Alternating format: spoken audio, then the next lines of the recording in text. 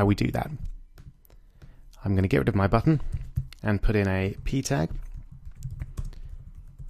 and I'm going to put some text inside that p tag.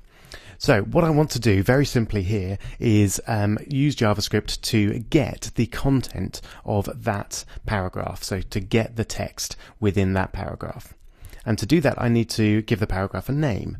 We use classes and IDs, exactly the same as with CSS in JavaScript. Now we focus on IDs because normally in JavaScript you want to do something with a particular element. So IDs are ideal because as we learned in chapter 2, they only refer to a single element on the page. You can't have more than one element with the same ID. So we'll just call it text for now. There we go. So that's our ID. So we could use that to style it as well, but we're going to use it to refer to it in our JavaScript script. Okay, here we go. So we use we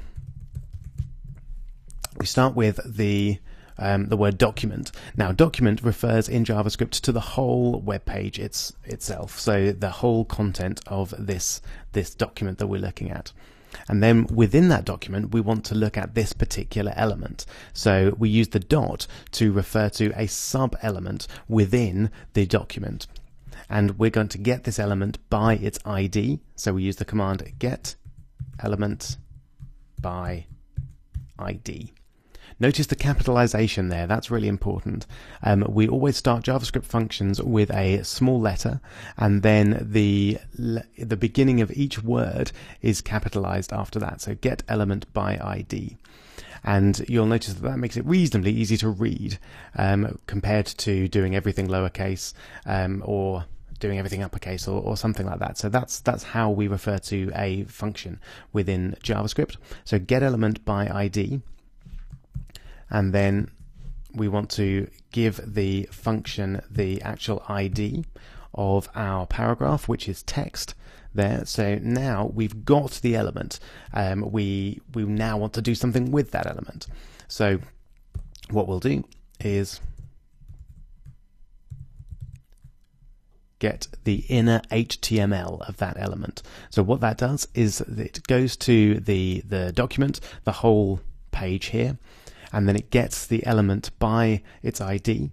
So it gets the element with an ID of text, and it gets the inner HTML, so the actual content of that paragraph tag in this case. Now what are we going to do with that? For now, let's just alert it. There we go. So what this should do is create an alert box with the content of the element with the ID of text. Let's just save that, give it a try. There it is, fantastic. So what we've done there is reasonably good. We've got the content of this ID tag, and we have alerted it. So we've now been able to refer to an element on the page in our JavaScript down here. Now we can actually go further than that, and we can change the content of that page. So now what I'm doing, instead of alerting the content of the page, I'm setting the content of that paragraph tag to some more text. So let's save that, see how it goes. Fantastic. So as soon as the page is loaded, the JavaScript is actually changing the content of the page. Now while we're here, we'll just have a quick look at JavaScript comments. JavaScript uses the same language as many other programming languages when it comes to comments. We use a double slash like that. This is a comment, and then everything on that line will then be commented out. So it will be something for future coders or people that want to look at the code of your site to read, or for yourself to keep track of what a particular bit of code is doing, but it won't actually be calculated as code and processed.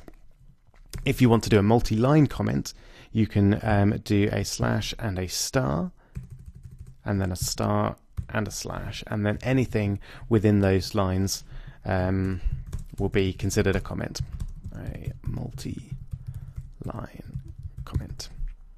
Excellent. And you can see that the Text Wrangler text editor that I'm using here does really nice color coding and then grays out the comments. So you can see just at a glance that this is a comment. It's not going to be calculated. It's not going to be processed.